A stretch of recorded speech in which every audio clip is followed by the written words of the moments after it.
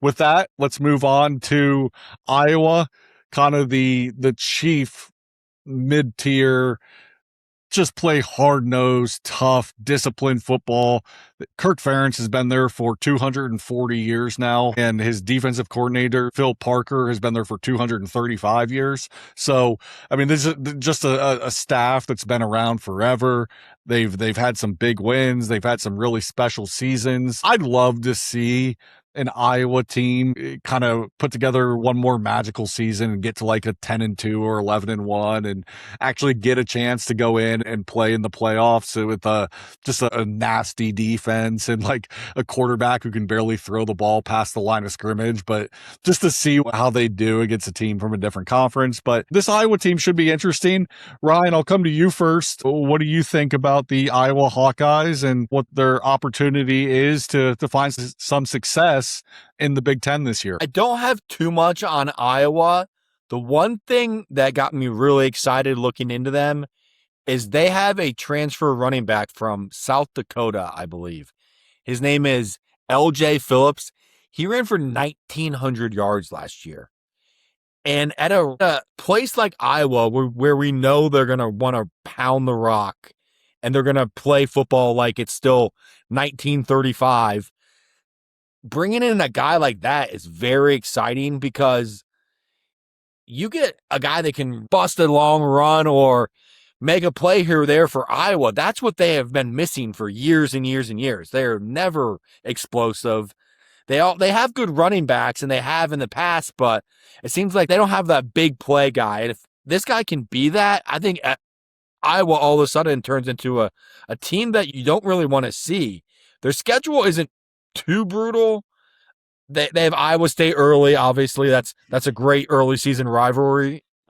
And then it gets really manageable towards the end of the season with ending with Minnesota, Wisconsin, Northwestern, Purdue, Illinois, Nebraska. I mean, that is a great way to end the season. So I like Iowa. I liked Kirk Ferentz, and 7.5 is a tricky number, but if I had to choose, I'm going over on this number. I'm much more bullish on Iowa than I am Minnesota, and that's who I was kind of comparing them to in the middle of the Big Ten. Yeah, fair enough. Marsh, what do you think of the Hawkeyes? Yeah, every time I think about the Hawkeyes, I think of our high school football team where you run the wishbone and it's 98% run plays and you just play tough defense and it's the most boring thing on the planet.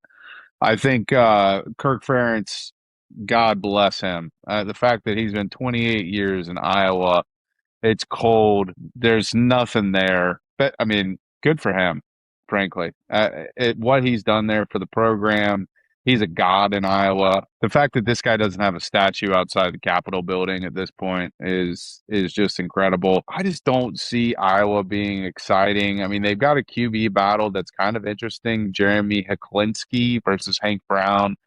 Hecklinski's more of a gunslinger. Hank Brown's more of a take what the defense gives him kind of guy. So it'll be interesting to see, especially with an Iowa team that's built on kind of running the ball and playing physical football. Do they lean more towards Hank Brown or do they decide to go more toward the Hecklinski route? But Kamari Moulton and LJ Phillips that Ryan called out, they've got a two-headed monster at running back. The biggest thing for me is we got to call out Zach Lutmer here. We've got another exciting white corner. Okay, so we saw Cooper DeJean and what the exciting whites DBs of the Philadelphia Eagles, and now we've got Zach Lutmer in the mold, who's clearly the defensive headliner, second team All Big Ten, versatile piece. I think it's going to be interesting to see what he does. And are we setting a trend here? Are we setting a little precedent? Like, hey, we're playing this boring bully ball in Iowa, but we're getting these corn-fed boys that have a little bit of speed, maybe showing off a little prowess here. I don't know. We could be on to something.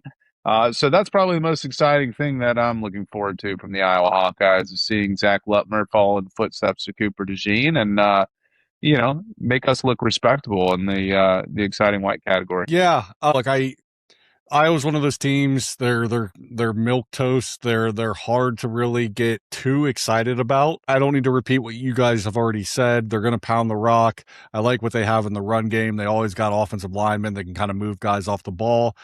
I think based on what I'm kind of hearing and seeing and reading, I think it's going to be Hank Brown is going to be the quarterback. And he kind of fits the profile more for what Iowa is, right? He's much more of a game manager. He'll take what the defense gives you, like Marsh said. And they've got a couple big bodies that they can go to in the pass game. They got a tight end, DJ Voname, I believe is how you say it. It's a tricky last name. DJ, the tight end, and then Reese Vanderzee, a big 6'4" receiver, kind of a tight end with a little bit more speed almost on the outside. So hopefully they'll have some offense. They're not the dreaded offense from a few years ago. Tim Lester's done a pretty good job of making them at least somewhat competent on offense. That quarterback that they had last year, I believe he was a North Dakota State or South Dakota State transfer. He started the year off very rough, but then kind of got better and better with more reps and under Tim Lester's system. So look, it's going to be more of the same. It's going to be strong run game, tight end usage, take shots here and there when you get them, and then just play good defense and try to win games with defense and special teams. It's the Kirk Ferentz recipe. It's been the recipe for 240 years. I don't see anything betting line wise that really stands out to me. 7.5 seems like the right number for the over under. To get to the Big Ten championships, only 18-1. I don't think that's quite enough juice. I'd like to see that more in like that 25 to 30-1 range to really take a flyer on them to get to the Big Ten championship. So, look, I think they could be. They get Ohio State and Michigan. I believe they're at Michigan and Ohio State at home, late September, early October range. So those will be two telling games. If they play those two teams very competitively, they could be in for a 9-3, 10-2 type season. If they get their doors blown off by both, maybe more of like a 7-5, 6-6 type of season for Iowa. So time will tell, but I think that's a good way to transition into the top 7